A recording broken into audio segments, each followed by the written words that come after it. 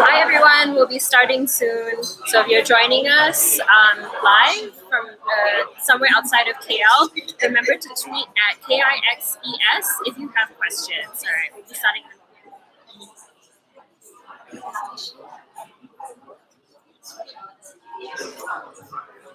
Hello again, everyone. We are ready to start, so I can just invite everyone to take their seats, please. Once again, I'd like to welcome you on behalf of the books. Elaine and I are very happy that you're joining us today, and we are also really excited that we've got you Naratif with us today to talk about journalism and also about their book. So, without further ado, I'd like to welcome Deborah, who will be moderating this afternoon, and she will introduce Kirsten as well. Hello everyone, I'm Deborah Augustin and I'm the Membership Engagement Editor, which means that basically we're a membership model, not a subscription model, which means that people pay for our content, yes, but the difference between a subscription model and a membership model is that the members are actually involved in our process. So they're not just passive receivers of our content. We rely on our members for tips, for sources.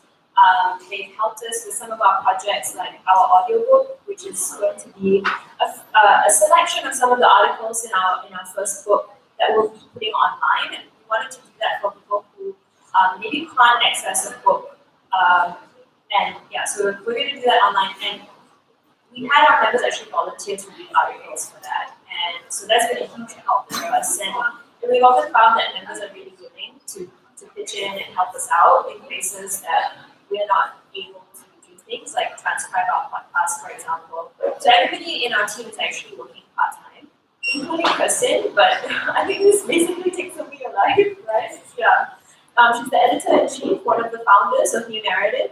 And yeah, so all the English articles get edited by Kirsten, and then eventually the English translations as well, if we're finding stories in a different language. And yeah, and she also helps to run it. Yeah, but yeah, we can talk about our sort of freelance part-time model later. But yeah, so welcome, Kristen from Singapore. And Kristen's also a freelancer. So yeah, it would be great to hear from her what she has to say about the state of freelancing and what maybe you can do if you want to start freelancing as well. So thanks to the books for having us to have this chance. Thanks to people who might have come to yesterday's book launch as well, and who found the panel interesting. And so today I think I just kind of start off to give an idea of how I got into freelancing and how I got into like where I am today, just so you know the background of where I'm coming from. And then I was just going to go over very briefly about some of the major issues I've experienced as a freelancer, and I think it would be good to leave as much time as possible for questions, because sometimes people have very specific questions about freelancing. So I started freelancing in 2012, but that was kind of like a part-time sort of freelancing because I was doing my master's in the UK. So I would be studying and then occasionally I'd write an article here or there. Then I came back to Singapore in 2014, and that's when I started freelancing full-time. And originally the idea was that I would freelance until I found like a good full-time job that I wanted to do. I didn't want to work for Singapore mainstream media. And I didn't think they would have me either, but I thought like, maybe I could work for like a foreign wire service, maybe I could work for a magazine. And so I thought about that. I applied a couple of times. I went to like 1 or 2 interviews, but eventually as it went on, I realized I actually do like freelancing, and I like the sort of freedom that it gave me, particularly because I'm also active in like civil society events in Singapore, which is something that if I worked for like a foreign wire service, I would not be able to do that or do that as much or as openly as I do. And so I ended up deciding that I would just stay freelance. So I actually stopped looking for full-time jobs, stopped applying for full-time jobs, and then that eventually led to getting in touch with PJ Salmon talking about New Naratif. So I still freelance today, even while editing New Naratif, mostly because New Naratif, we run on such a shoestring budget that basically nobody is getting a full-time wage. So I'll talk about that a little bit later as well, but we try to balance between paying people fairly, but where we can't afford to pay people, then what we have to do is to work out a situation where we acknowledge that people actually do need to work elsewhere to support themselves, and so there's a limit to how much we can ask for, how much time we can ask for, how much work we can ask for. So since freelancing, I've been doing mostly print stuff, print and online, although my background was in film, so I think I've been able to mostly focus on print and not have to do a lot of corporate work, which I feel is very lucky because I know a lot of other freelancers have to do a lot of corporate work like copywriting or like corporate writing, because those are the jobs that tend to pay a lot more, and then they pay, you get one big lump sum and then you can work on your other stuff. I've been pretty lucky in that I haven't had to do that. I've managed to keep that to an absolute minimum. I have tried to do some of that before. I tried to do like due diligence writing before, and I was absolutely terrible at it. So it turned out to like not be worth the, even though they were paying more than journalism, it was not worth it in terms of like anxiety, because I knew that I was not good at it also. So in terms of issues and skills, I just briefly separate it into two parts, which is personal and also general wider labor issues. So on a personal level, I found that to be a freelancer, you really have to be very organized, because you're essentially kind of running, like if you think about it, you're kind of running your own business. It's just that your staff is you, and the product that you're selling is the sort of journalism or writing that you're doing, or illustrators, designers, you know, that is your output, that's the product that you're selling. But you're kind of running a business, which means all the admin, all the emailing people needs to be done as well. And that's really important because basically if you don't invoice, you don't get paid. And I think one of the biggest lessons I've learned as a freelancer is that earning money is not the same thing as having money, because there's a huge gulf between the earning and the actually getting paid.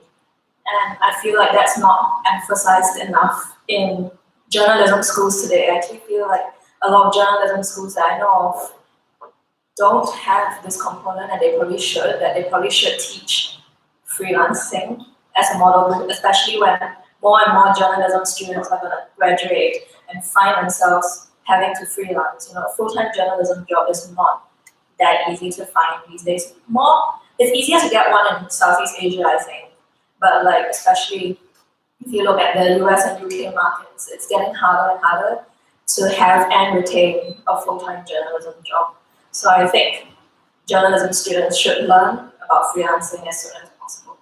Because you have to know how to manage, you know, have to know how to invoice, what are the laws, which I myself am like not very good at, like what are the labor laws. So for example, in the UK, there's actually a labor law that says if you're not paid on time, you are entitled to charge a late fee, which you know, a lot of freelancers might not know, but also, so that's like on the one hand, and then on the other hand, whether that late fee will be honored is another question. But to know that you can charge one is important.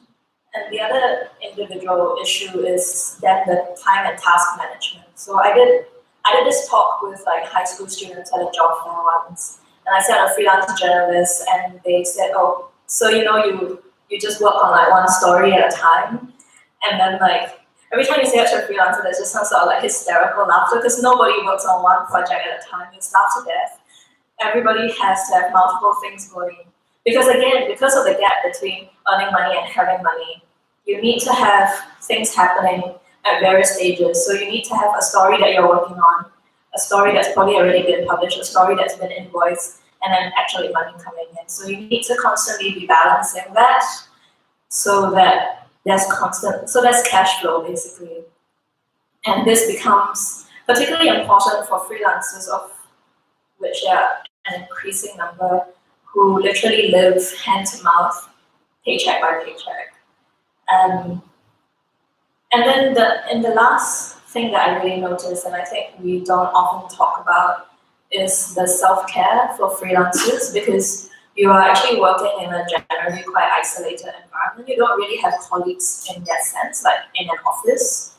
And because you don't have that sort of income stability as well, I did notice over the years that it creates this like kind of back of your head anxiety all the time, that you must be working all the time. And if you're not working, then you're not earning, and then you're like projecting ahead, like it's gonna be a big problem. So it creates this tendency, and I found, especially when I was first starting out, to really say yes to everything and find ways to say yes to everything, even when there's not enough time to do it and you feel like you can't turn it down. Because what if I say no and then this editor never comes back again?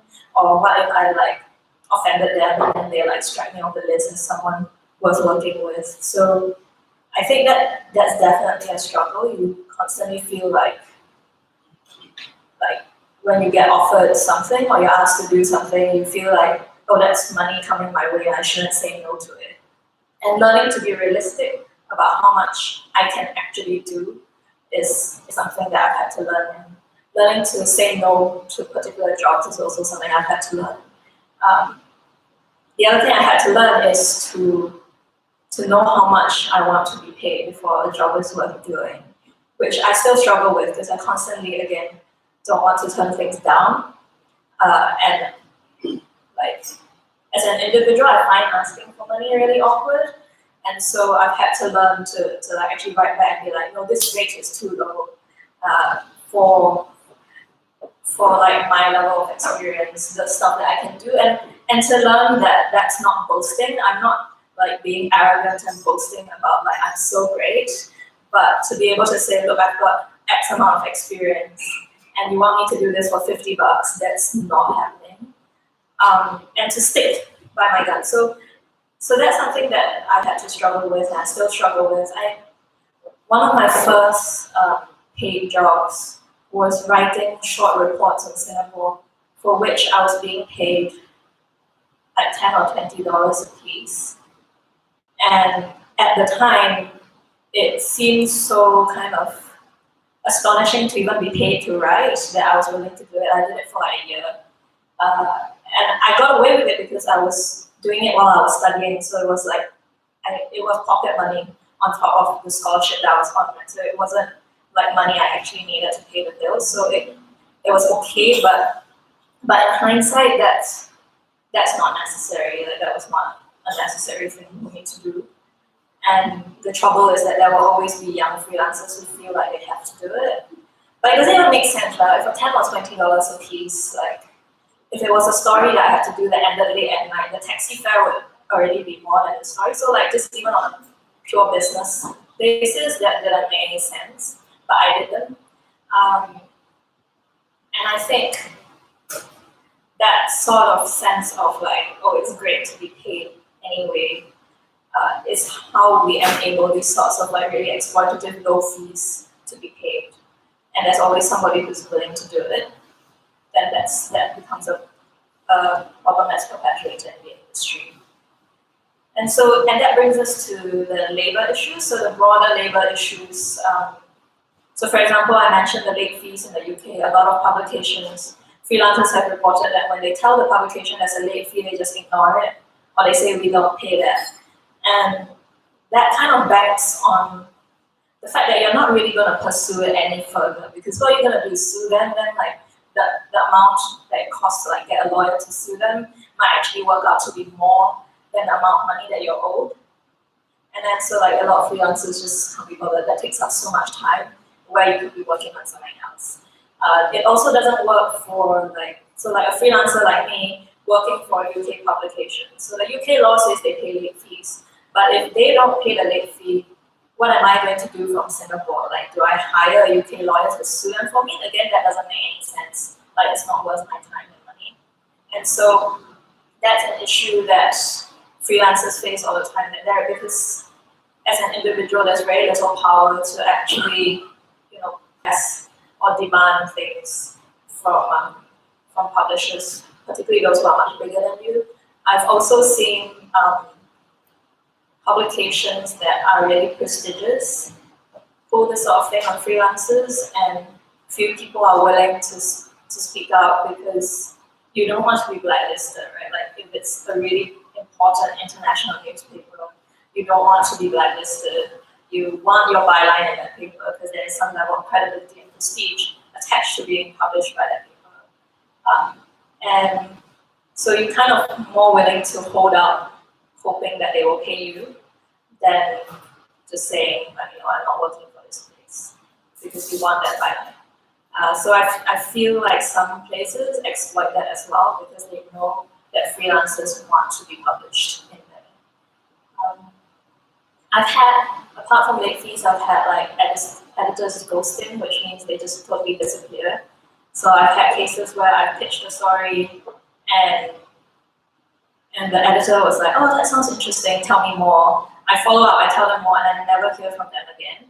And that gets stuck in a sort of dilemma of, well, do I then pitch it somewhere else? But what if they come back and then like I have to say, no, I can't write for you anymore because I pitched it somewhere else? Or do you wait for them? But if you wait for them, the story gets old. Particularly with journalism and stories sometimes sensitive, right? So that required me to learn how to basically kind of value my work and myself more, so that if an editor like disappears for ages and comes back again, I don't feel bad. Like that's not my problem, right? That's their problem. And I'll just be like, sorry, you didn't come back. So I moved on. And I used to feel really, really apologetic about that because it felt like, oh, I shouldn't like turn down editors or talk back to editors.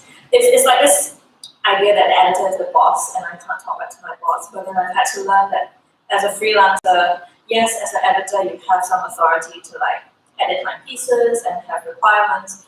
But at the same time, it's also a more equal transaction. Like I am also a professional, right? And if you didn't come back to me, then why should I have waited for you?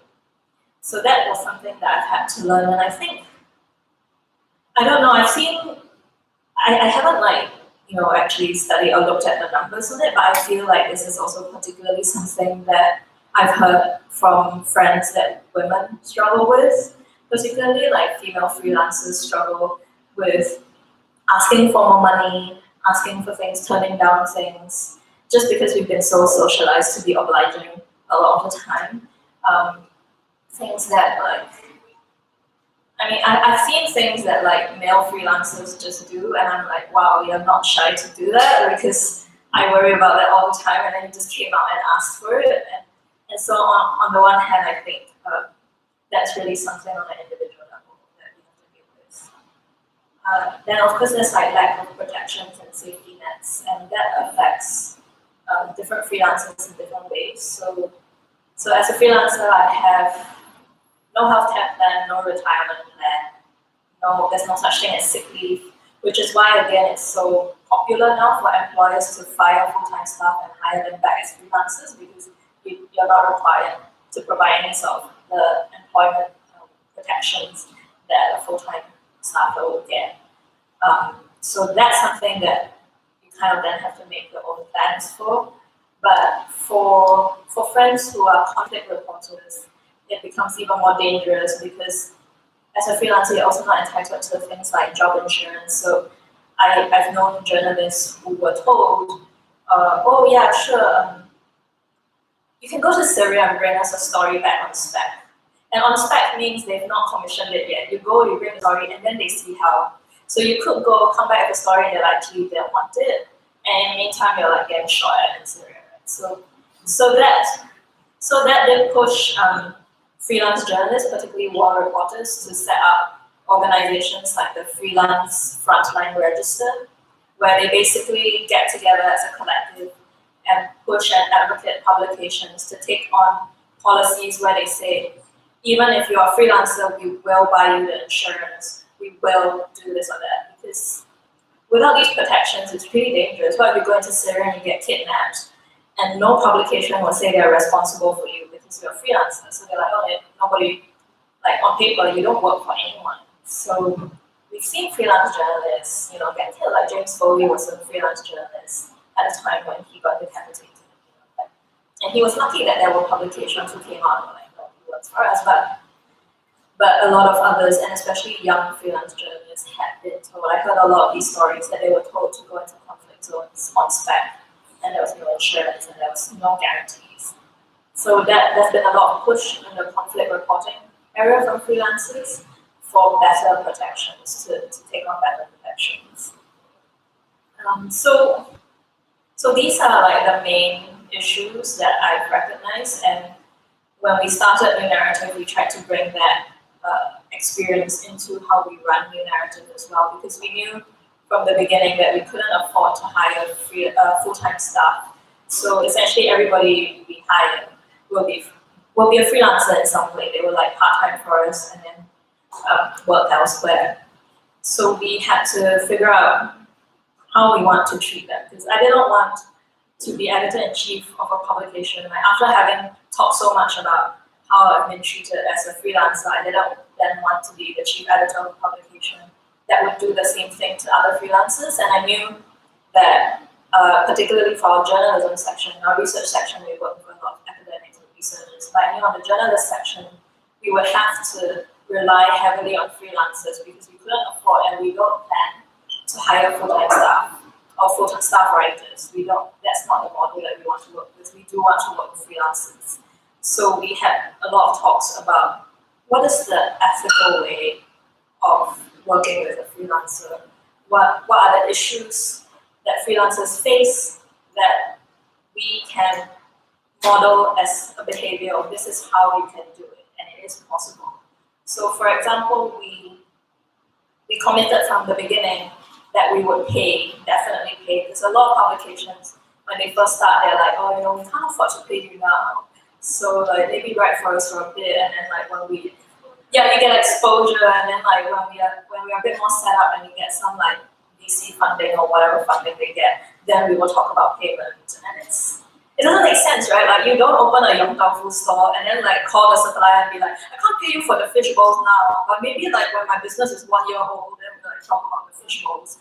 Like no other business does this. So like, but so many websites do, and they think that they can get away with it. There's this idea that writers and artists are doing what we do because we are so passionate about it, and we are so excited to get a chance to do what we're passionate about that we somehow only air. And so, this sort of behavior needs to stop. So we committed from the beginning that we would pay freelancers, and we can't afford to pay freelancers, then there's no business starting up the site anyway. So we tried to work out a fee that we thought was fair for Southeast Asia. So based on what I know from publications in Southeast Asia that I've written for, like we couldn't compete with US fees, where some of the fees are really quite high. Like some of the big publications in the US can pay up to $1 a word. So we couldn't do that. So I looked at some of the Southeast Asian sites, and we came up with, for about 1,200 to 1,500 word article, we will pay you $200. And if you can give us 2 good photos on top of that, we will pay you $100 more.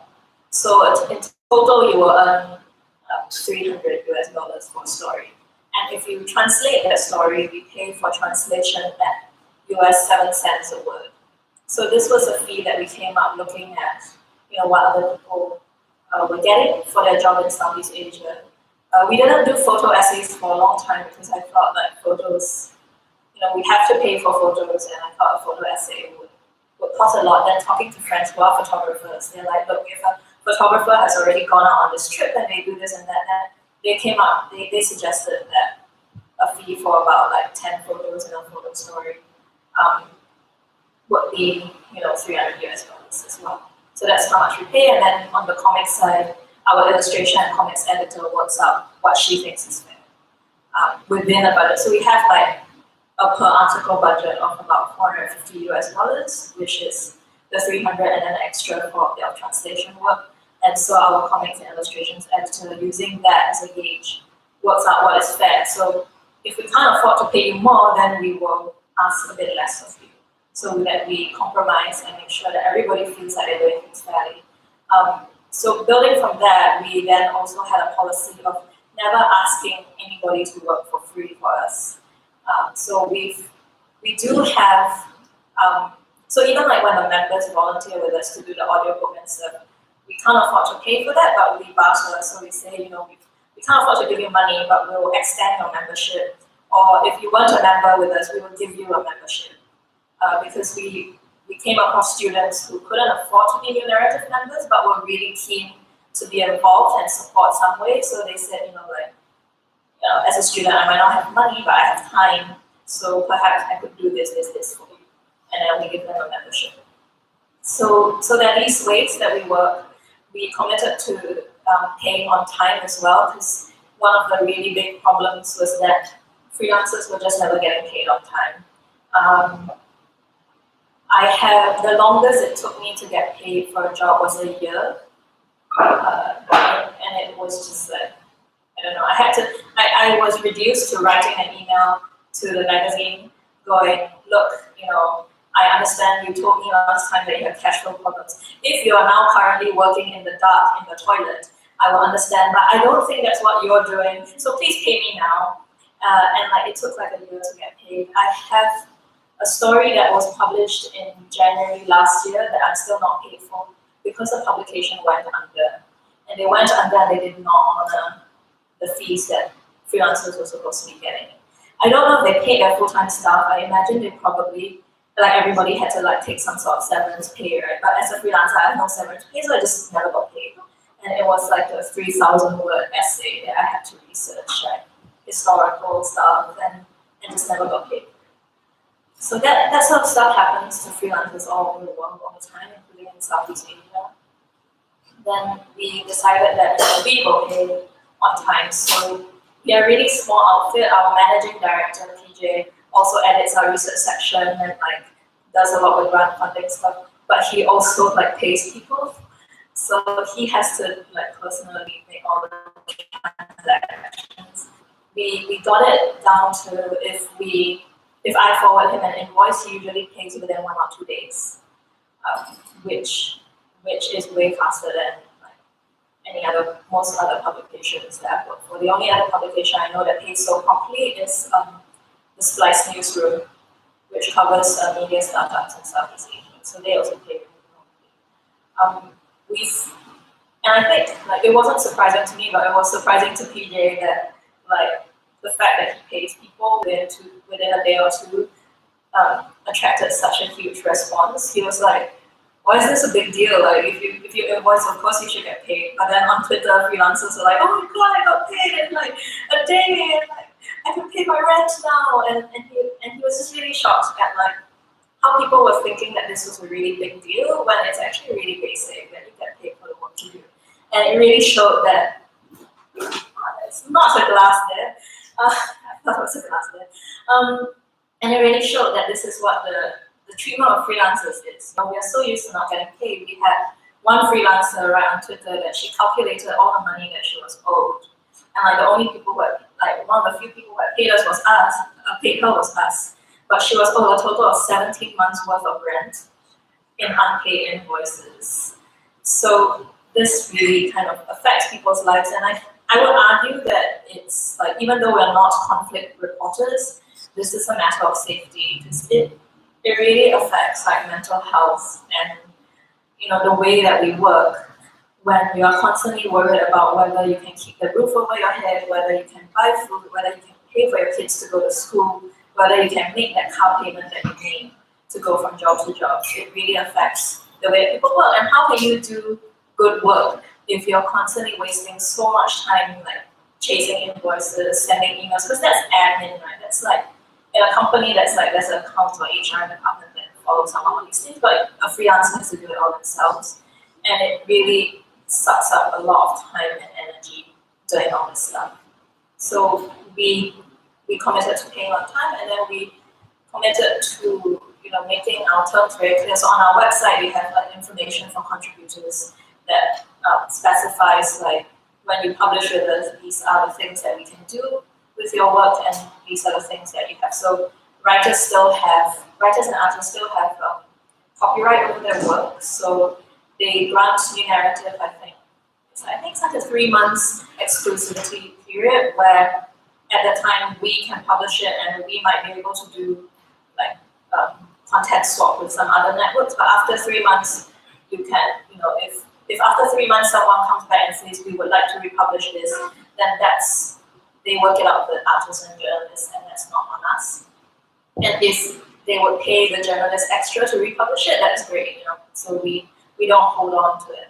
So when we published this book, PJ actually had to email everybody individually to ask if they were okay with it appearing in book form, because we couldn't afford to pay them more for putting it in a book. So we worked on a system where only people who voluntarily said, yes, I want my story in a book, be published. If they didn't want to, it wasn't our right to make them or to use their work in a different medium that they hadn't signed up for.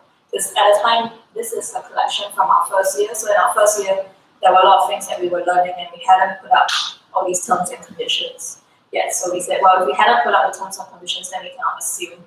So PJ has to email everybody individually. But the book is out. Everybody who has a story in the book gets a copy for free as well. And we're not profiting from this book. It covers costs. Like, the reason it's a bit pricey is because we printed it in Singapore, which is, probably not a thing that we would do again. Like in Southeast Asia, why did we do anything in Singapore?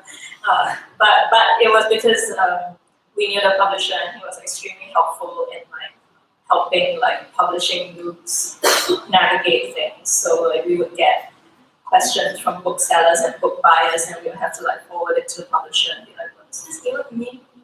What is a consignment?" And then he would have to explain to us.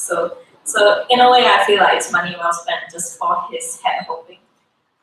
But yeah, we don't profit from this book, and actually the whole of the narrative is non-profit. So everything we generate goes back into running the site, paying staff, paying freelancers. And paying freelancers is by far the biggest outlay of costs that we have. If you look at our financial statements, which we put on the website, it's admin costs, staff costs, and then freelancer content costs.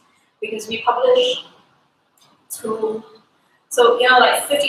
US sounds like quite a bit of money, but if you think about it, we publish 2 new features a week, which works out to roughly, at the very least, right, if they don't give us photos or anything, at least $400 a week, plus a weekly column that we pay $50 US for our consulting editor of Medan and deputy editor of Bahasa Indonesia to write there every week. So we do pay people for podcasts, which we put out every week. So all these costs really add up. It's really expensive to run a media startup. So I feel like now I have a better picture of both sides of the equation, like how much it costs and how much work goes into running a publication, and as a freelancer, what it's like to write for a publication. And that doesn't actually make me feel more understanding of publications that pay slowly or don't pay, because if we are no full-time staff and struggling, can't pay people on time, I don't see why publications that have full-time accounts departments, finance departments, and HR departments can't pay on time. A freelancer who wrote for us once, I saw him on Twitter describe it, and I think it's true. He's like, the slow speed at which companies pay freelancers is essentially you're running a company on credit from freelancers, because you're holding on to our money so you maintain your cash flow, and then we get paid as an afterthought. And so that's really some of the major issues that I've seen as a freelancer and also as an editor of New Narrative. So I think it's good for questions if anyone has any. How many people here are already freelancing? Yeah. And how many people are thinking of freelancing? Yeah, so we can start. We can kick off with questions. So does anyone have a question?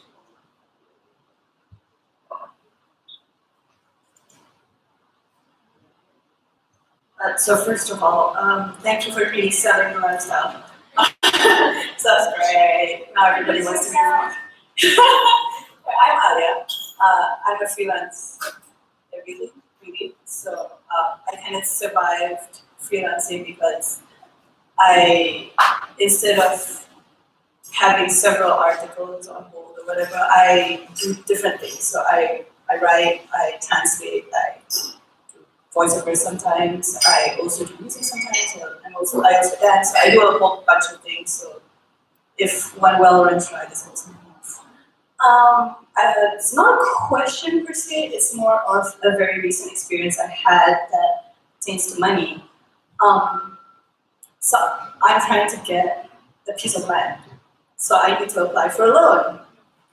And let's just say banks really don't like freelancers. They're like, where's this money coming from?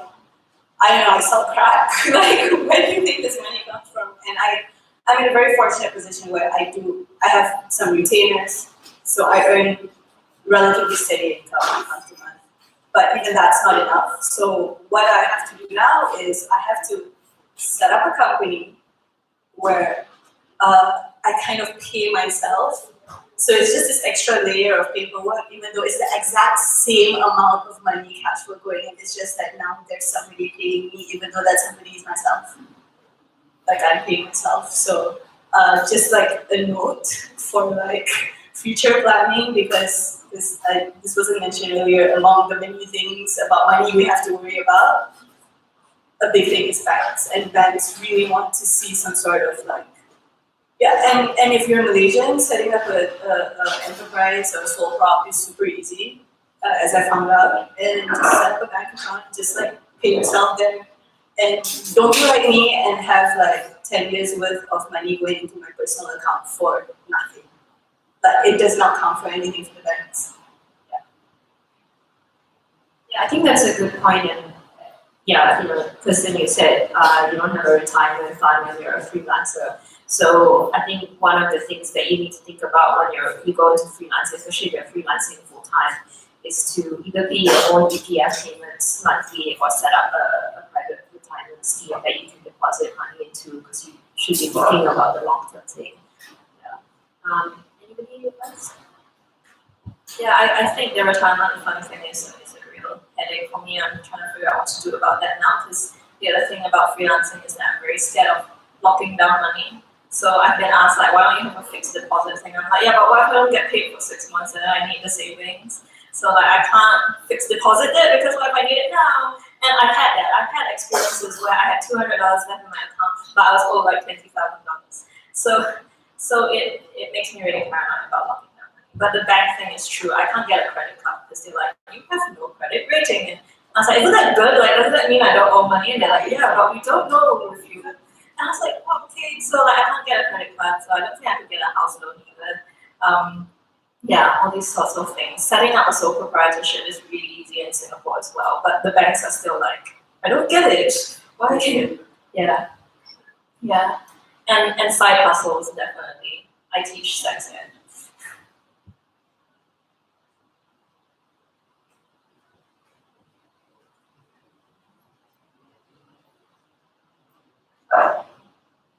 Okay. My name is Elisa. I have a question. I have a question with regard to. Maybe don't send directly to the speaker. Okay. My question really stands around. You work with what in your freelancers, basically, a group of freelancers. Do you find that it gives them better access to the topics that they're researching or writing about? Because as a solo freelancer, sometimes you can't gain access because your credentials are viewed as lacking.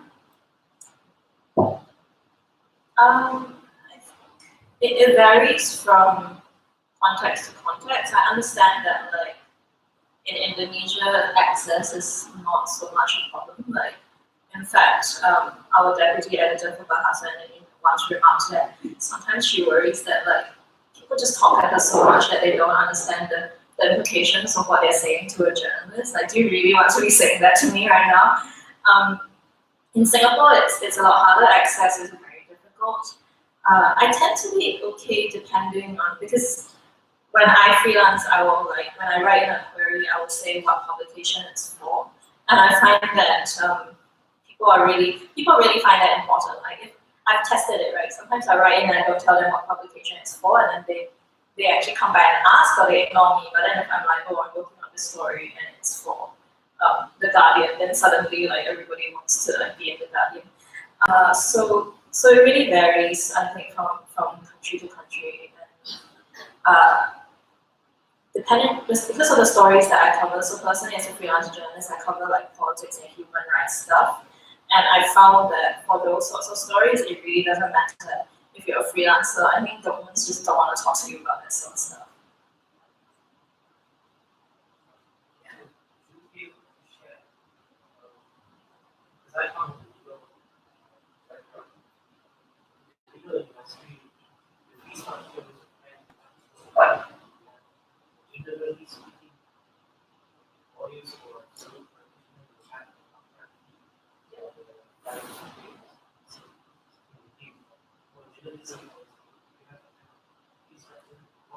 So Can you repeat the question? Yeah, the question is about the fee structure. So, in a profession like the legal profession, there's a set fee, right, depending on your experience and so on. So the question is there a set fee structure in journalism?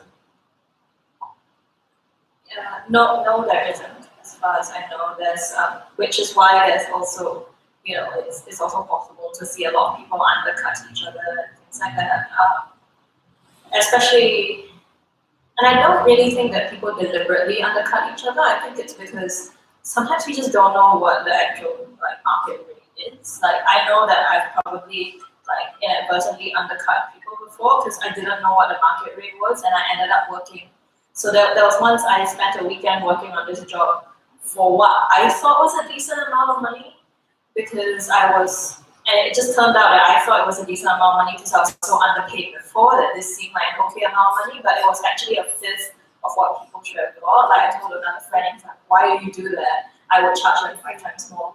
And especially because it was on the weekend, they wanted you to rush it, I would charge like even more on top of that. And I just didn't know, and I just felt really sad after because I could have done so much more money. But because I didn't know, I didn't ask for more. So I think that is one thing. There's no real fee structure in that way. So that's why over the past year, there have been more freelancers online who are openly tweeting their rates, and there are websites like whopayswriters.com where people anonymously submit their rates. And in Naratif, we have this Slack channel where we add all the journalists who have written for us before, and we leave it as an option. Like, you can join or you cannot join. But if you join, you get access to a Google. They've written for the names of the editors and their contracts and the amount of money that they got paid. So the idea is that if we all know how much somebody got paid, you don't accept less than that. And if somebody was given more than that, then it signals to everyone that this is what a publication is willing to pay, and we should not be, underselling ourselves. Yeah, I'll just add to that. So both Kirsten and I last year, we did a roundup of everything we had written.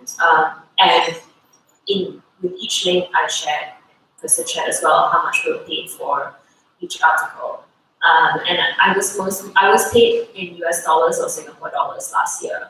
And what I realized over last year working is that Malaysian publications really paid peanuts. I used to write for local women's magazines as a freelancer, and I was being paid 30 cents per word, and to write a feature. That's pretty standard, and you'll find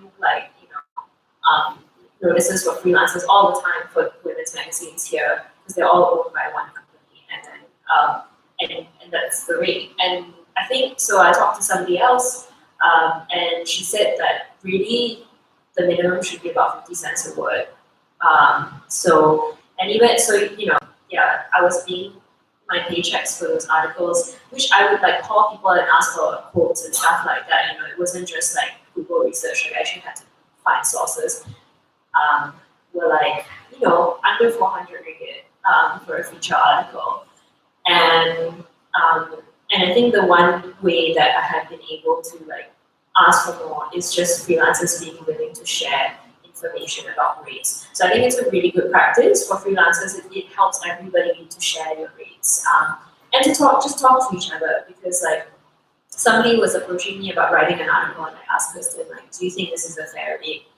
So it's really, really helpful to talk to each other about rates, and I think if you know that 30 cents per word is on the low end, say no. If you are in the position to say no, I mean, some people aren't, right? And if you're just starting out, you feel like you need to have a clip or to be able to quote that I was featured in this. But if you can say no, and say the industry rate is this. And I think on Facebook yesterday there was this ad asking for English writers, and they were like asking for 2,600 word articles, and they're gonna pay 100 ringgit. That's like, and there were so many people who were like, oh yes, I DM'd you, or like, oh yes, please contact me. Like, these are young people who are just starting out, who don't realize that 2,600 words is a lot. It's more than a feature article, and maybe 100 ringgit for that is like, no, you're being exploited. And it turned out it's like an essay mill company, so they just like people who don't do their assignments like contact them for essays, and then they pay someone else 100 ringgit to write it, and then they probably make a lot more. So so just talking a lot about, and what you also notice, I think you might come across sometimes, is that people think they can pay freelancers in this part of the world less, right? If you go, I think on Upworks, which is like a website where you can bid for jobs, they basically want to pay as little as possible for you to write content, and they bank on people from Southeast Asia and South Asia like undercutting each other, saying, I'll do it for 5 cents a word or whatever. And if you try and ask for a higher rate, they'll just be like, sorry, somebody else is willing to do it. And I think I saw one journalist from Mexico who shared her rates and was like, I noticed that I'm getting paid a lot less than the American journalists who are covering the same issues, the same stories by the same publications. So that's another reason why it's important to talk to each other and share rates, just so that publications can get away with that.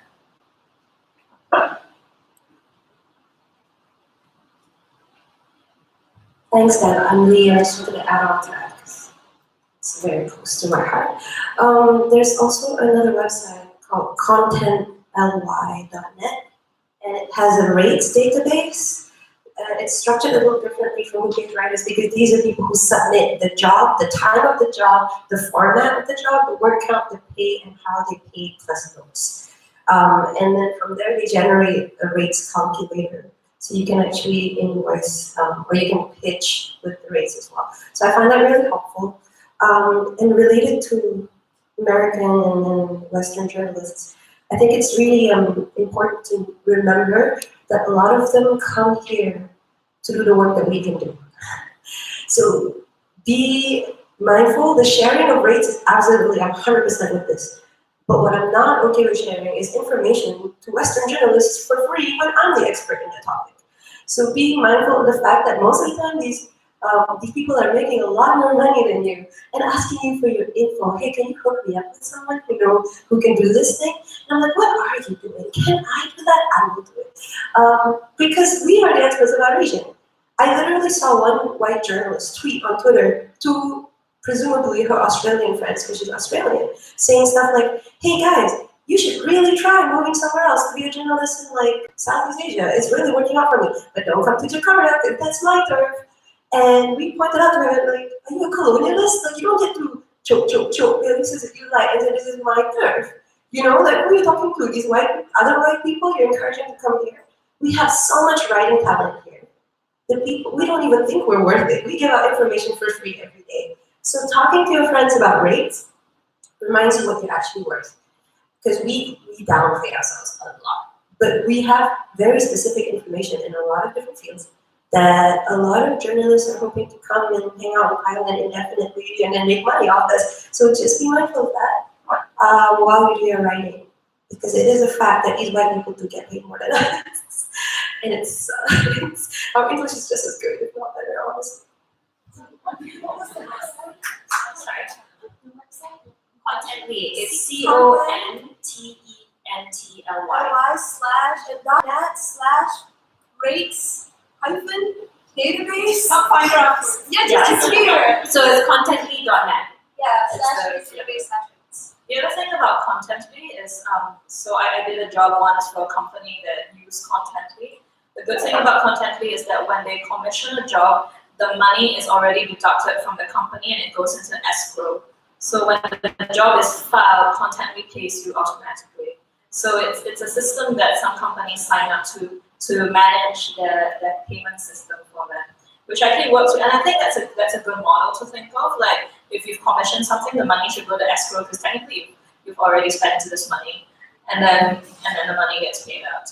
So there's that. I think the foreign journalist thing is definitely something, especially like with Singapore, right? I'm just like, why are you coming to Singapore? We all speak English. Like, you don't need a fixer to come to Singapore. And basically, if you are coming to Singapore to ask me to hand over you, then why don't I get the byline? Like, then you know, in this sense, you are kind of like, to be frank, irrelevant because I can do everything that you do.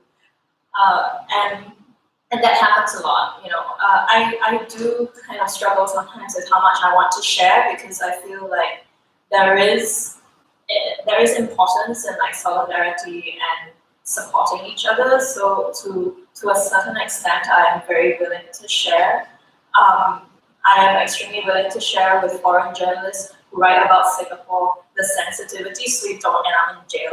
But if you're asking me for context, you're essentially going to use me as a fixer so that you get a byline and then I maybe get like an additional reporting by underneath. I don't see why, because then maybe you stay at home and then I get the byline because I do everything. So it really kind of varies. And actually that's a struggle that we've had in New Naratif because when we first started, I was very much like, no, we shouldn't commission foreign reporters or foreign correspondents. New Naratif should be a platform for Southeast Asians. And I was very, very strong on this because I was quite tired of opening up a lot of Southeast Asian publications and all the bylines are white names. And so I was very strong on this. Over the year plus that we've run it, I've learned a lot more about the situation and why sometimes that's the case. So for example, with Cambodia, a lot of our stories from Cambodia are still written by foreign reporters because we really struggle to find local reporters to like reach them, and then we really struggle with language barriers. And then the one layer that I hadn't thought about was the safety. So we found that sometimes the local don't want their bylines because if the shit hits the fan, the foreign reporter can go home, but the local reporter can't go anywhere. So we found that there were some stories also that like in Cambodia it's very common for a foreign reporter and a local reporter to team up. So very often when we get pictures in Cambodia, they're coming in pairs. So they've already teamed up and they've got the idea and they come to us with the idea. And we've had a few cases where after the story was written, the local reporter asked for their byline to be removed. Or because in Cambodia there were newspapers that were shut down, so like the Daily was shut down and the Phnom Penh Post it's not shut down, but it's running in a vastly different way than it used to be, and a lot of people have quit. So we've also got into cases where local reporters who quit freelance for a little while, but then they found other full-time jobs that does not allow moonlighting. So they asked for their bylines to be removed because they didn't want to give their new employer any excuse to accuse them of moonlighting. So that's a reason why in some of these different countries we've had very much to rely on foreign reporters for now, which is, a situation I'm kind of like okay with but not satisfied with because a lot of these reporters are, very committed. So some of these foreign reporters in Cambodia have been there like 5 years and they've been covering it every day.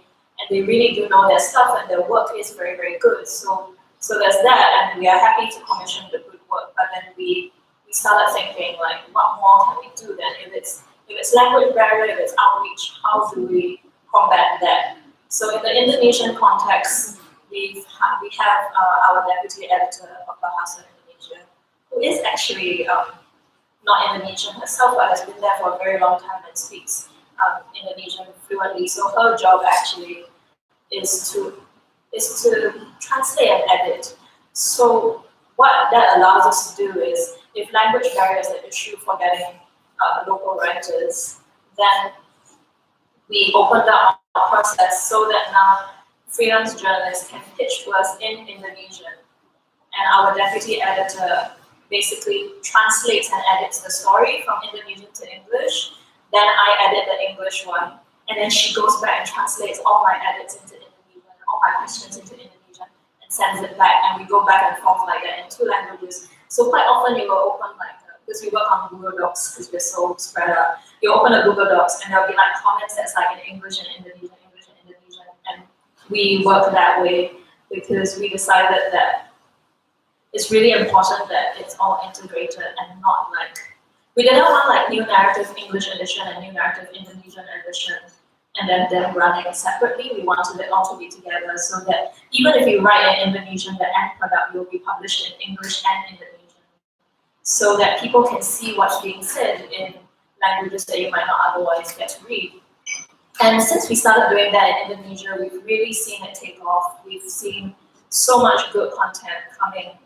And what I'm particularly pleased about in Indonesia is that we're seeing a lot of content that's not coming from Jakarta, because the other thing was that a lot of Southeast Asia coverage is capital-centric, and there's a tendency to assume that what happens in the capital is representative of what happens in the entire country, which for Singapore is totally true, but only for Singapore, right? In Indonesia, we found that once we opened up and said, you can write for us in Indonesian, we started to get a lot more pitches from Sulawesi, from Kalimantan. We are now hiring a consulting editor in Flores so that we can get stuff from NTT as well, and from West Papua. So it's really opened up. So we're going to do that in Malaysia as well. We have a deputy editor for Bahasa Melayu Malaysia now, and we hope that we will one day be able to have this model in Thai and Khmer, because I think in a lot of these areas the language is really something. We've also had to provide a very broken down pitch form where you literally fill the form, because we found that a lot of freelancers here, particularly the local ones who aren't already in this ecosystem of pitching, are not familiar with that process. So for me, after so many years, I'm very used with just randomly sending an email to an editor going, hey, this is my idea. But when we started Naratif, we found that that's not common, particularly with it's very common for the foreign reporters in Southeast Asia, but not common for local reporters. So we had to do a pitch form where you just answer the questions, and then we take it from there. Maybe you can talk more about pitches and what you think about when you're pitching an editor, and how you format a pitch, what you include. Because I think, especially if you're just starting out, the idea of pitching can be a bit intimidating.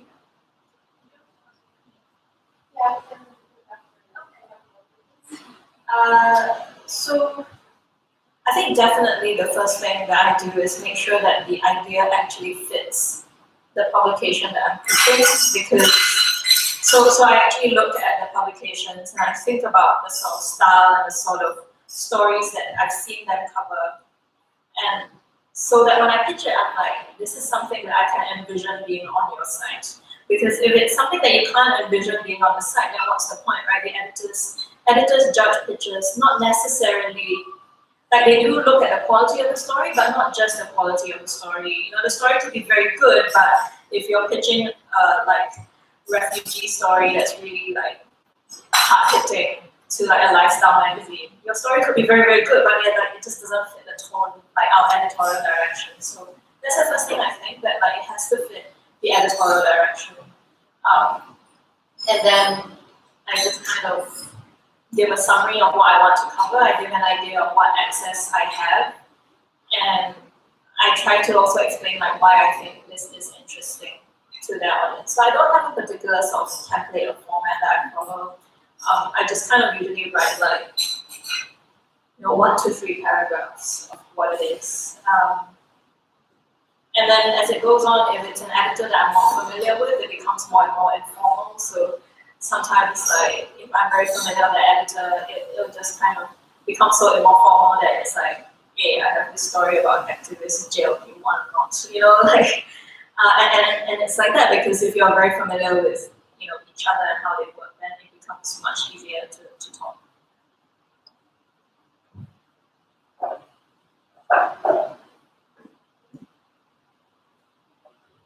Hi everybody, I'm Alexandra, I'm a photojournalist and I've been here in Southeast Asia for 7 years now, and I'd like to add up a bit about being a foreign photojournalist in this part of the world.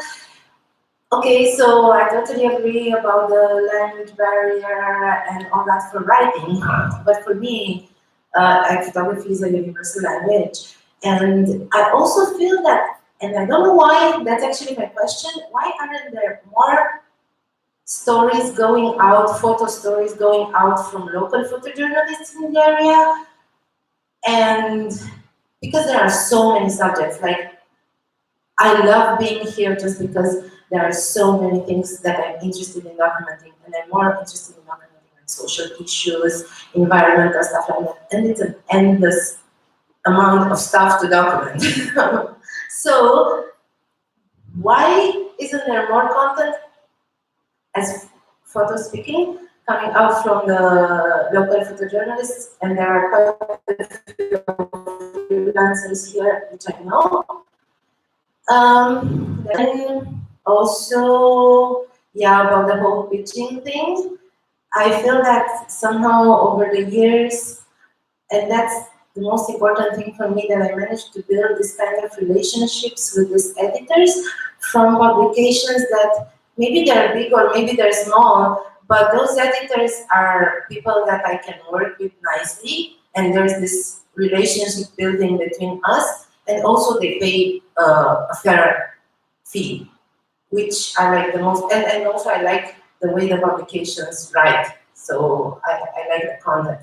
So those are like the things that kind of make it or break it if I approach a publication or not. I mean, after approaching. Yeah. Yeah, I think that's pretty much it.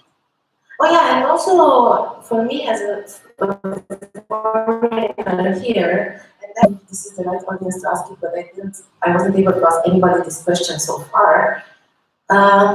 Malaysia doesn't have a journalist visa, and I've been struggling to be here for all these years. And if anybody has any input about how to navigate this environment, I don't think this is the right cover, but still, like if anybody heard of any foreign journalists that would be freelancing in Malaysia particularly, because this country doesn't have a journalist visa, I would be so happy to get some information from you guys, because it's been crazy. Okay, thank you. Yeah, I'm not sure why there aren't more, like, there are a lot of local photographers, but I'm not sure why they're not published. I'll probably give you a card later because we do publish photo essays and we are struggling to find, because I don't know that many photographers, so we've been struggling to find more photographers to work with. I don't know, I sometimes wonder if it is a sort of confidence thing, because I think if you see all the time bylines about your country and they are all like foreign journalists or particularly foreign men, and so after a while that kind of creates this sense that there's no, like, it could be you that's published. And I think that's possibly one factor, like definitely on the print side, I think that's one factor that people always think.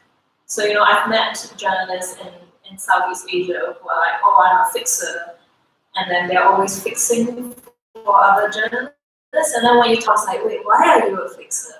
You don't need to be a fixer. You just pitch the editor directly, and they're like, oh, I don't know how to pitch. And I'm like, no, like you think the guy that you were fixing for was like super good at pitching before either? Like, no, you just do it directly. So I think there's that level of confidence as well. I sometimes wonder if there is some bias sometimes in, I'm sure there's bias, but I'm not sure how deep rooted it is, that sometimes editors, whether consciously or unconsciously, have particular assumptions about local journalists.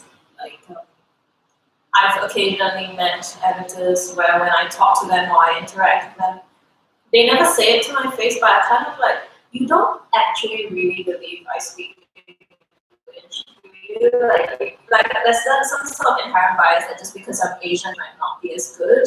And I get that, like, not just with editors, like, I get that with like international, like universities, international student departments also, like, all the time, like, you know, either they're surprised that your English is good, or that they're like just assuming that you don't write so well. I've definitely like spoken to editors where, based on the questions that they ask me, I feel like they're trying to. Their assumption is that I don't write so good, so like maybe, you know, they need to make sure I can actually do the job, which is not something they would ask a white journalist. They would just assume that they could do it.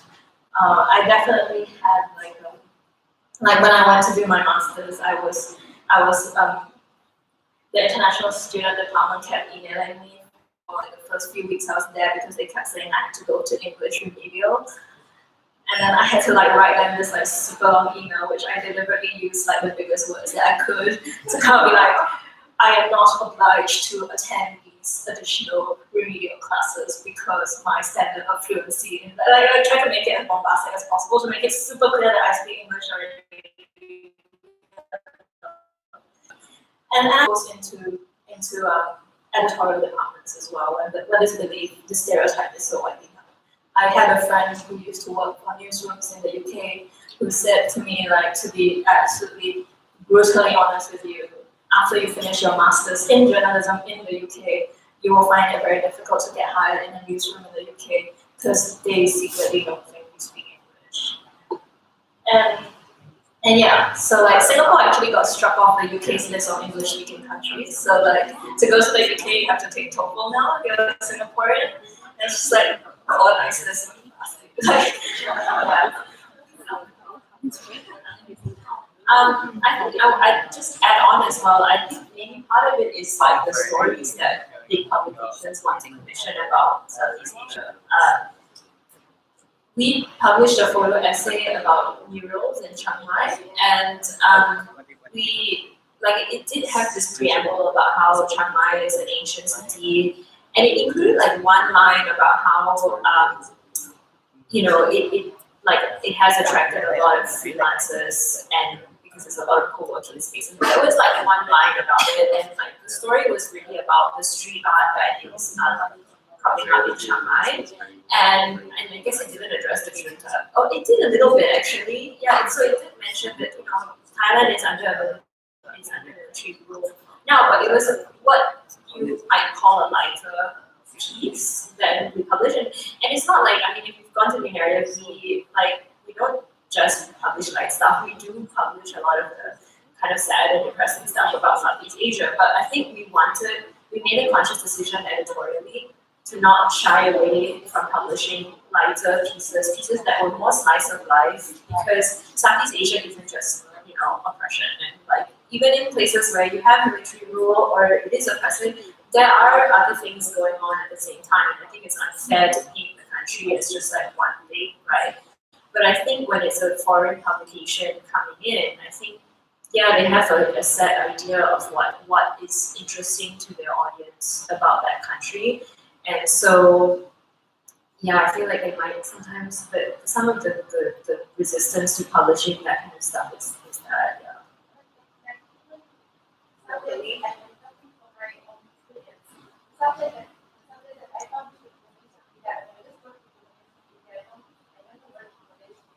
I don't like any habits, So I mean, like, there's whole huge range of stuff that might be started for the long time. I think All this. So, why not? I think there is a lack of confidence in our own stories, and I think somebody at the back has taken a chance. I don't know if you want to comment. Yeah.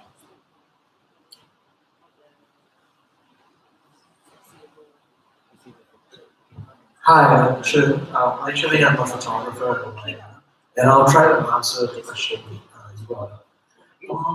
Well, one of the reasons why we don't really see a lot of photo essays in our publications here is because it's a time-consuming process. You may or may not pitch a story. Sometimes you might have a running story already, and you just send out the photos. But in most cases, to get a properly workable story, to get a properly workable story, you probably need to go out and shoot something for weeks or months ahead to get that result. And unfortunately, in a lot of situations, a lot of applications that would be willing to pay for the messaging, they may not be able to pay in an amount that compensates for the amount of work. And let's say you are pitching from, let's say, a personal project that you're working on for a while. Not every photographer is going to do that because maybe they intended for the work to be exhibited or to be published in a photo book, for example. Suddenly taking that and putting it into a format and saying, it's not like they don't want to do it, for example, but it may clash with their long-term vision of the project, for example.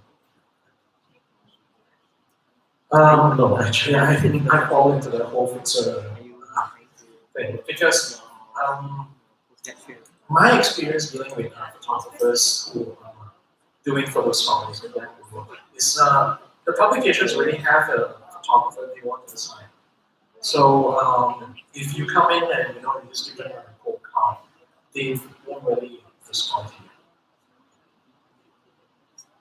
Just to make a point about the sorts of stories that foreign publication want, that's definitely a problem there.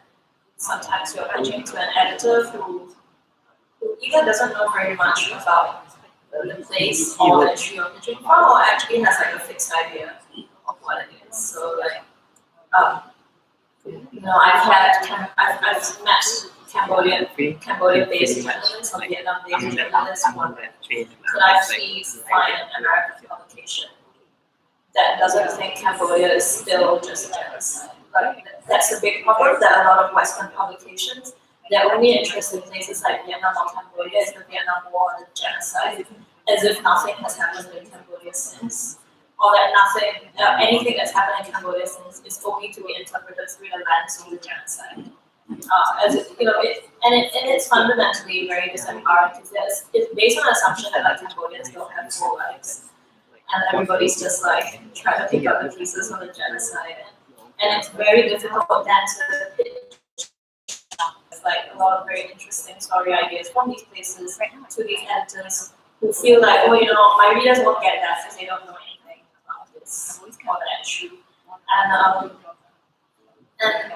so we've talked to a lot of journalists who have difficulty placing stories that are that localized and that context-rich in foreign publications. Because, I've definitely been told this as well, that this story will take too much explaining, which is like, well, I thought that was our job, but they were like, our readers won't get it. So that's why, like with New Naratif, like these are Southeast Asian stories. We will write with the understanding that some people won't know anything about this, so we try to cover the bases to explain the background, but we are not going to treat our readers like idiots. Like, we won't know.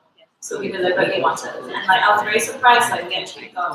So for example, we had a story about how like the contemporary like Khmer language lit scene is like exploding because all these young writers were like writing romance and sci-fi type stuff, and they're really popular in their own countries. Like there's no English translation yet, but like one writer is so popular that he went to a Cambodian lit thing, he was mobbed. And it's like no one would know this because even in Singapore, right, when I go to a bookstore, anything I get about Cambodia is like genocide or historical fiction about the genocide. So so that's what we want to do here. My question is, what's the section? Because I come from, I'm looking for a new music which is modeled after the effect. So C plus effect. And because I work in the Chinese scene, I think it's co-released to work in the people that use Chinese music, there's very little emphasis on good music. And I think it's because it relates to how what people, Chinese readers, won't give a shit about. So when you brought this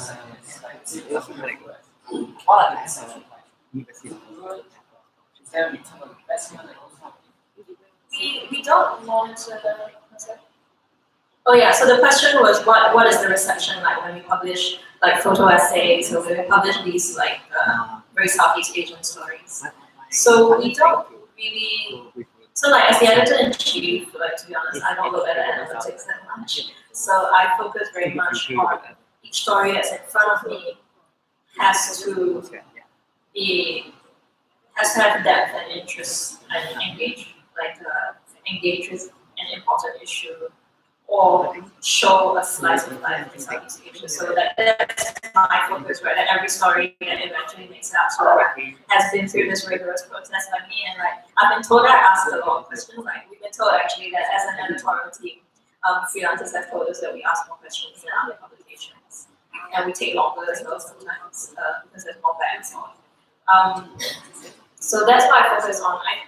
So I don't know our analytics particularly well, but I do know that we have been very surprised by the reception to some of these stories. So for example, in the first year, our most read story, which really surprised us, was a feature about the first woman to be convicted of planning an ISIS bomb attack in Indonesia. And this journalist had gone in and interviewed her and written a profile, kind of mapping out how she ended up where she was. And she wrote it in this like really sensitive way that we agree. And she hadn't been able to place it anywhere. She pitched a lot of really big publications that didn't want it. Some of them were afraid to take it because they were like, oh, it's glorifying terrorists. But actually the way that it was written was not at all like glorifying terrorists. It was actually trying to track how this happens because this woman had actually she'd been a domestic worker in Singapore and in Taiwan, and she hadn't had days off, and she was essentially socially isolated and was radicalized on Facebook because basically when she was at home all the time, she was just on Facebook and it just kind of built. And so it was tracing this sort of journey and these lessons that we could take, and it was our most read. And what was really surprising to us that it was not the English version that was most read, it was the Indonesian version that was most read. Another story that we were really surprised was an illustrated story ahead of the Cambodian election. And it was actually very simple, you know, it was just like a few pages of illustrations where this journalist who was an illustrator had gone and spoken to a woman living in like a sort of small neighborhood in Phnom Penh and talked to her about voting and how she felt about voting because that Cambodian election had been so clearly rigged from the beginning that people had talked about boycotting the vote, but then the government was also threatening people who boycott the vote because they wanted the voter turnout to show legitimacy. So she actually went and talked to this older woman who was talking about how like I don't care, I'm not going to vote anyway. You know, this election is ridiculous, and so instead of writing it as a feature, she actually drew it, and that story actually did really well in terms of the sort of response that we got. People really responded to that. They said it had an emotional punch that might not have been as strong if it had been like a 2,000 word feature, and it very easily could have been a 2,000 word feature, but because it was illustrations and there was color and it was like the way she did it, it was like you could see that the whole thing was hand drawn and then she had scanned it and sent it to us. People felt that was really powerful. They liked that sort of personal touch. So that's why we also learned that for new narrative we want to have different mediums. That's why we have on top of the research papers and the journalism, which is text, that we want to have the photo essays, we want to have the comics and the podcast, because I think each medium has different emotional resonance for people that really works. And like with our podcast, we've been able to have segments where it's a bit more personal. So for example, the podcast that's coming out tomorrow has a segment from me where I go to a lunch gathering by Singapore's old leftists who are detained without trial. I'm able to produce a podcast that talks about how I see it as a young Singaporean, rather than like in a feature where it might be not so personal. So we try to do that, and we found that people really respond to it, even if they hadn't thought that they would like something like that before. And I think that's part of our challenge actually for New Narrative as a Southeast Asian platform. It's really a challenge because we're actually kind of building an audience that doesn't realize or that doesn't necessarily exist yet. Like a lot of us read our local, our country-based news. We haven't thought so much about the Southeast Asia-based news. When we first started New Narrative, some of our first open meetings with Singaporeans were like, why aren't you just a Singapore site? Like, I don't have time to read about Vietnam, just like give me Singapore news. And we very specifically said, no, you have this is going to be a Southeast Asian site, and it's going to remain a Southeast Asian site because there are a lot of parallels and things that we learn from each other in different countries. And perhaps you haven't realized that we share yet. And so in that way, it is a challenge because people ask like, who's your target market? And it's just like, I'm in the middle of creating my own target market. Like, it's almost like I'm trying to like sell something that people didn't realize that they needed yet. And we are building from there. We have seen quite a good response to New Narrative generally. Like, people really appreciate learning about different countries. Like personally, as the editor, I've learned more about Southeast Asia in 1 year than like 10 years of school in Singapore. We learn nothing about Southeast Asia in Singapore.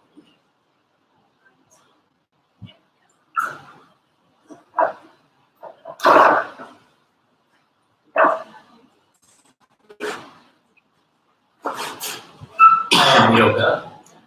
Going back to photo essays, with regards to why it's from newspapers, I can't speak to magazines.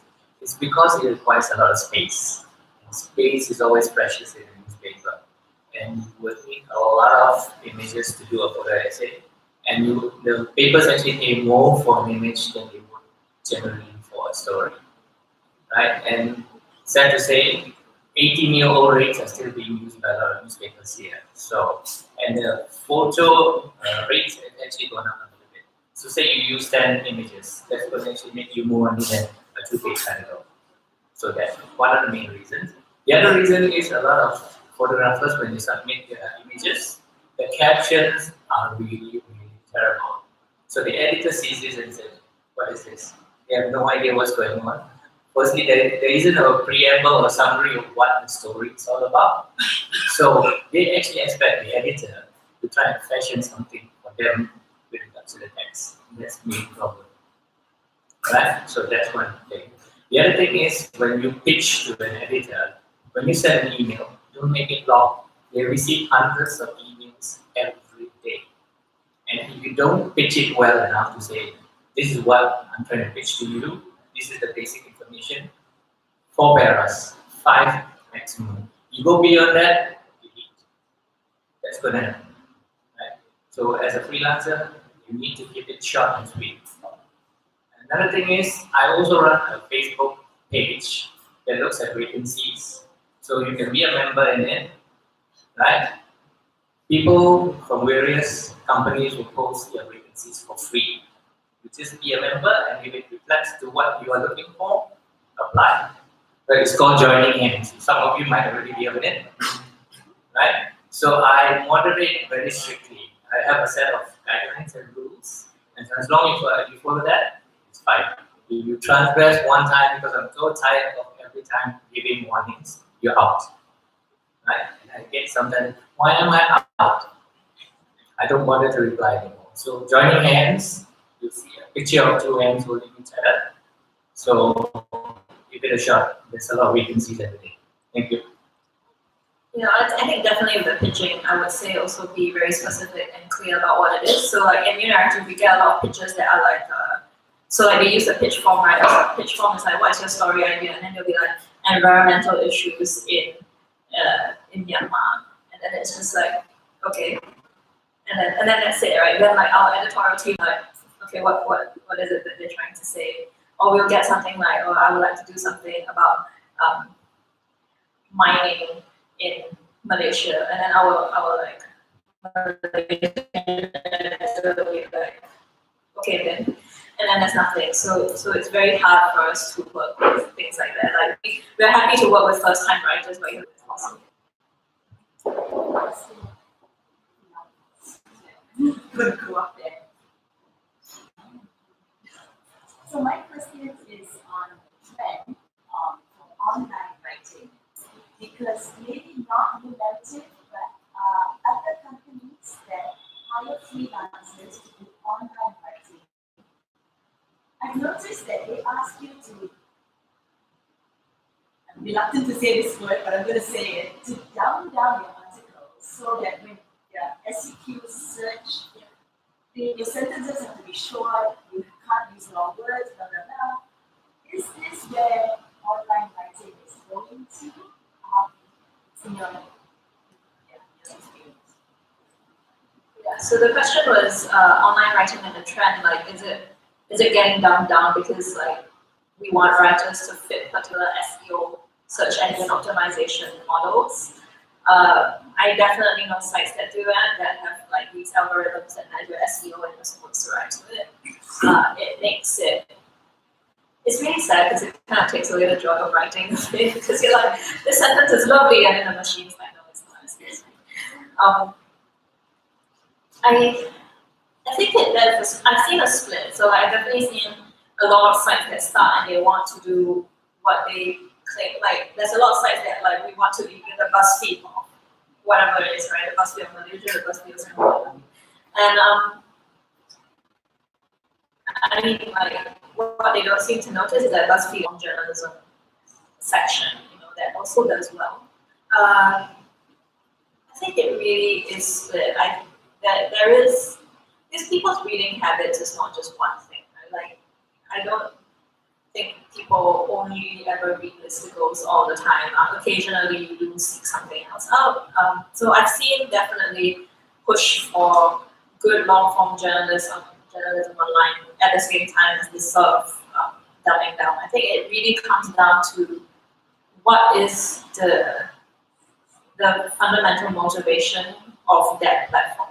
So if all your platform is doing is trying to generate clickbait to create ad money, then obviously that's where the SEO comes in. But if your fundamental motivation for starting this platform is like storytelling and stuff, then that's what you prioritize. So I personally don't feel like there's been a trend to that. I haven't seen this trend. I think it really comes down to what's being valued. And I think here is also where like consumers have a choice because, sadly, the clickbait stuff does generate more revenue than like new narrative is never going to make as much money as something that just does cat quizzes and really simple SEO friendly things. But it costs more money to produce the stuff that we do. So it's kind of being hit on both ends where it's more expensive and we earn less. And I feel like that's where people really need to be aware that the sort of habits that you have as a consumer also affect us. So if there's no culture of supporting outlets that you believe in or paying for the news, then it's no surprise when a lot of these places go down. Then there are also like fundamental issues like big publications in the US and UK they aren't necessarily broke, it's just that the way that the money is being shared is really problematic. Like why would a newspaper owned by Rupert Murdoch be firing when Rupert Murdoch has so much money? That's one problem, but definitely when people don't want to pay for the news, it also hurts the journalists and publications more broadly. Other questions?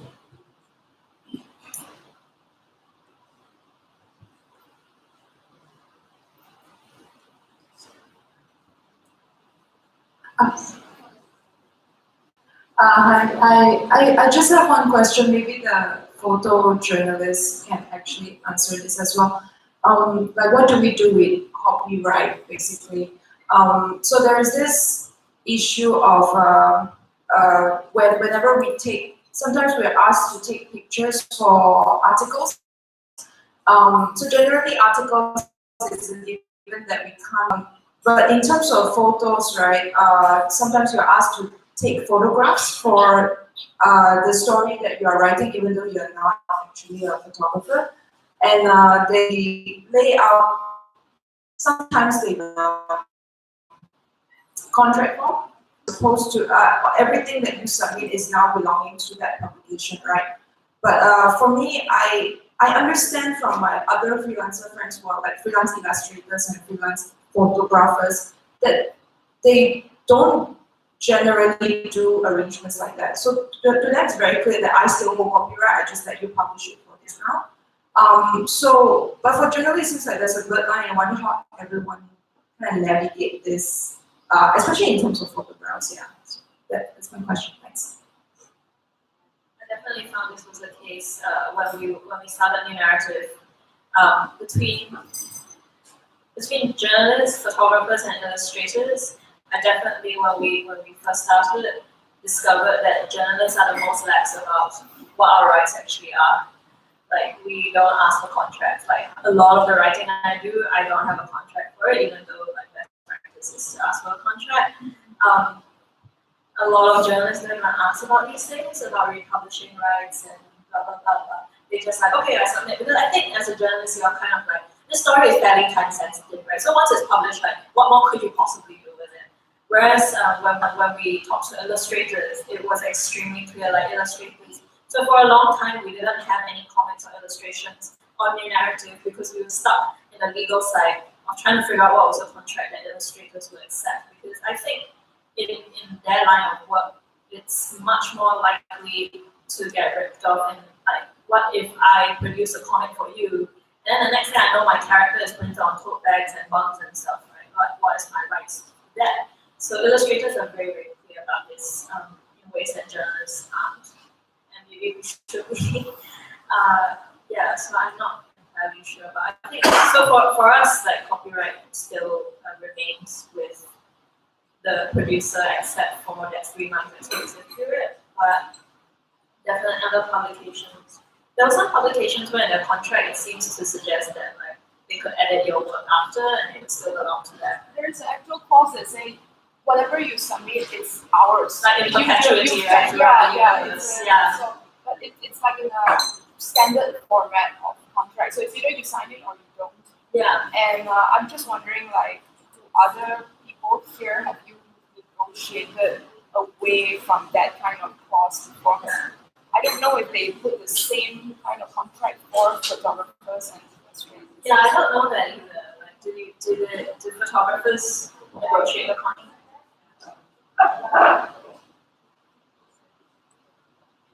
So depending on who you work with, I've had cases in which I've had contracts like that, giving the rights from the universe that was very funny, yes. But usually, depending on the publication, it will be just a few months in which I cannot publish the photos in other medias.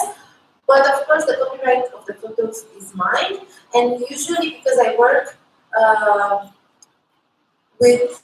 I published so many times with the same publications. First time when we got in touch, yeah, we had this, like they sent me a contract or guidelines, better said, because I didn't sign anything, saying how long I cannot publish the photos elsewhere and stuff like that. But that didn't happen every time because then the guidelines stay the same. And with some of them, I didn't have that. But in that situation, I just assume that it's not an exclusivity case, right? Like if nobody talks about any period of being exclusive with them, then it's not the case, right? From my point of view. So yeah, I just republish if I can. Why not?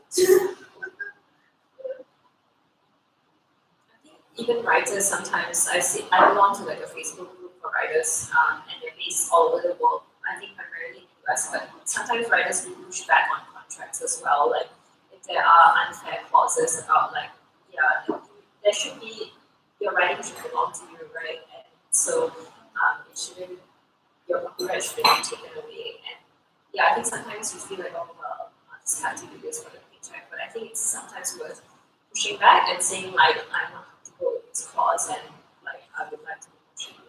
I think maybe another contract thing is, do you have much experience with kill fees? Yeah, I've had stories that, so kill fees are basically a fee that a publication pays if they don't publish your story. So they will say like, so say this piece is $500, but if the story is killed and we don't publish, we will pay, and that's a kill fee. There are pros and cons to this kill fee because kill fee is better than no fee, but there have also been, I read a few years ago there was a piece that said, the kill fee adds to this exploitation because then some publications have a practice of commissioning more than they can reasonably publish, and then they work out at the end and they just kill fee everybody else, which is also unfair because then you're only being paid a fraction for the same work just because they can publish it. I've had stories where I got a kill fee, like I wrote a 6,000 word story that took so painful, but I got a kill fee. And it only worked out fine for me because that publication was a US publication that was already paying more than what I usually get. So the sad fact was that even with the kill fee, which was a fraction of what I should have got, it was still my best paid job of that year. But knowing that all that work I did could have been this amount was quite sad. Naratif has a kill fee, which we've never used because we've never told the story. We very stubbornly try to make sure that killing a story is super last resort. So we've had stories that we die worked on for 6 months. We edited it and sent it back for so many rewrites with first time writers, and the first draft we get and we're like, oh, this is really we need to work on it a lot. And I think a lot of other publications would have killed it just because of the amount of time. But we are lucky because we're not a daily publication, so we have the time to do that. But it was me to take about it. Yeah, I think that goes back to because we don't actually make news. We do what you call slow journalism. So sometimes people will ask us if the pictures are going about an event and that just doesn't fit in what we do because of this, because we work on stories sometimes for a long time. So if it's something that relies on timeliness to be published, then it wouldn't work for us. So can I just add something about paying for the news and the lack of actually, the Malaysian inside DMI, they have a very good team of photojournalists. So for example, Chef Akmal, I remember one guy Hasno and Nasir, and David Low, who is from Reuters or something. Right? So they have a very good team of photojournalists. And how many of us here are actually paying for DMI? One. One only, okay. So one person actually paying for. Malaysia PE also, but I admire TMI's photojournalist articles, so I will use it as an example. I'm not very sure about the other one. So TMI is an outlet that invests in the photojournalist because Java himself is a fan of photography. Yet, even when we see that there are people who are willing to invest resources in photojournalism, and we already have local talents for it, as you said, and they also document a lot of things. Yet we actually don't have people who are willing to pay for it. Let's use another example. We would like to see outlets that pay freelancer fairly, right? You don't want to get paid 100 ringgit article for 2,000 words, right? In Naratif, you get 200 USD per article. Plus, if you can provide 2 photos, another 100 USD. That's 300 USD. That's 1,000 ringgit, which is quite good, right? But how many of us here are subscribers to Naratif? Or how many people actually buy the book? It's only 100 ringgit. Oh, 100 ringgit. Oh, that guy is very good. So 100 ringgit is quite a lot for a book, but actually it's not even enough to pay for one article, right? I'm not sure how long these outlets can last without the support of people who actually support the cause, but actually do not actually support it. You are just supporting in, verbally, but you are not willing to commit your resources to support the cause that you want to see succeed. In Naratif, I believe for as low as 20 ringgit a month, you can sign up as a member. And of course, you get at least a monthly, weekly newsletter and all that, and some perks. But the main thing is to support the course, DMI, Naratif, and another thing is that I just received this thing called Imagine Malaysia Review. It's run by a bunch of young people who write about history. And we have heard this a lot, right? Why young people are not interested in history? Now you have a bunch of young people, this year, running this thing and printing this out. So it's actually very admirable. But at the same time, I think they need more supporters, right, in Patreon. So yeah, that's the gist of it. If you want to see, more local journalists, more photojournalists being, showcased, and you want to see freelancer being paid fairly, support the outlets that do this kind of thing. If you don't support them, well, they will burn out, and all these freelancer journalists will go back to our 9-to-5 job, right? So support the cause that you want to see. Disclaimer, copying is one of our editors. Not just a passionate audience member. But we didn't talk him, like, we didn't tell him to say it. So really spontaneous. Okay, we're just at we're run out of time.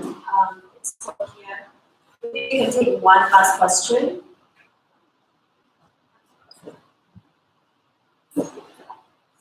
Right, so I just want to ask, as someone who's relatively new in freelance journalism, this writing in general, when you use screen stories for platforms like Naratif and other bigger publishing houses, does a writer's background matter? Like when you screen story, it's good enough or not, there's a debate right there. And if the person does not have a background in journalism, for example, does that make or break the story? I don't screen writers, but I'm pretty sure a lot of other publications do. So particularly those really big ones, they might do, because they don't have time to really take a chance. So they kind of want to make sure. So in a way, if you can pitch someone and you already have a portfolio and you can say things like I've been published in the New York Times, then that means that some editors might take you a bit more seriously from the get-go. Although I have to say that now that I also edit, I feel like some of these big name politics, some of these bylines might not mean as much as what I used to think they mean, because I then realized how much work editors put in to make copy look good. Because it's we very often read copy and we assume that that's exactly what the journalist wrote, but now I know that editors really do so much uncredited work to make something look coherent. So some publications definitely I think they screen writers, but we don't at New Naratif because we specifically wanted first-time writers to write for us, because we want to be building capacity as well. So New Naratif isn't actually today we're talking about New Naratif as a journalism platform, but actually the reality is that New Naratif is not just publishing. New Naratif is a movement for democracy and freedom of information in Southeast Asia. So publishing is really just one thing that we do. We also do events. We also want to build capacity. So sessions like today is part of capacity building, but the sort of mentorship that you kind of get when you submit an article for us is also capacity building. So we don't screen writers. We do in our pitch form ask you to give links to work that you've previously done, but that's usually background info in case that's the thing that I click on only if I'm not sure about something. So I might read the idea and I'm kind of interested, but I don't know. Then I might click on that to kind of get a better idea of what this person's like and what they write about. But if that thing is blank, most of the time I don't even click on it actually. I'm just I just judge based on the article. Yeah, I include a 1-2 lines at the end of the pitch. I don't come from a journal, my background's actually fiction. But yeah, I'll say I would say this and this is a link to my work. So just make it easy for them to find, yeah. I think that's I wouldn't necessarily call that screening, but I think that's helpful sometimes if there's 1 or 2 lines about who you actually are, so editors get an idea of where you're coming from. All right, I think that's it.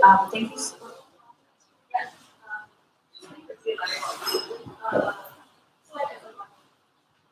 As a writer, like where do you get inspiration from? And I guess as the individual chief of very rather different like platform, what keeps you up at night? Deadlines keep going. I think so. For me in Singapore, and I think this is very unique to my own experience. How my work goes society activism. So my interest in Singapore is very much on politics and democracy. So over the years, I've kind of built that sort of focus and built that sort of profile also. That's what I'm known for. And in a way, this building profile is helpful as a freelancer because then you get more opportunities. So people actually approaching you because they know what it is that you focus on, right? So I find it I'm personally very interested in all these questions of social justice. So that's the sort of stuff that I gravitate towards. And I don't know if it would be like inspiration, like it's not inspiration in the same sense as like if I was writing fiction and then I get an idea. I think it's more the questioning. So like, why is it like this? What is it? And I think what I find really motivates me is I feel like Singapore is a very misunderstood country that is a lot of the issues in Singapore, they are very kind of under the surface, and it's very hard to really tell that story without having been in Singapore a long time or knowing a lot of the people or having observed a pattern over a period of time. So, people who are new to Singapore, it's very hard to really get under that surface, and I feel like I'm finally in a position after years where I feel like I know that more, so that's I feel like Singapore is very misunderstood outside of my country, so I really want to tell these complex stories about Singapore. Very often I see a lot of stories about Singapore that I find very unsatisfactory because how many more times can we talk about chewing gum? So like I really want to explain because it really interests me. I find it really fascinating that we are not like crazy authoritarian. There's no like junta that's gonna come and shoot you in the face. But at the same time, but at the same time, it's very far from being free. So we're like simultaneously more free and less free than people think we are. So what interests me is how to actually talk about that sort of nuance without getting sued. And for a new narrative, I think it's really the interest of, I find it very exciting when we get stories that I really didn't know anything about. So a lot of times when I edit, it's like this split screen of like the edits and then the furious Googling that I do. So I read up about all these things. So like learning about stuff from child marriage in Sulawesi to like oppression in Papua or like reproductive justice in East Timor. These are really interesting things that I hope that we can create more space for. So that's one thing, I think, creating space. All right, thank you so much, everybody, for coming and spending 2 hours. Thank you to the folks for hosting us. Thanks very much for coming. Thanks, Macy. Thanks, Deborah. And as previously mentioned, the books are available for sale here at the books. And today it's only 100 ringgit from their RRP of 120. So today is a good day to buy the book. They're available at the counter as well as some over here as well. I'm sure that if you would, it's a worthy investment. So please feel free to browse our shelves, and thank you very much for coming. Yes.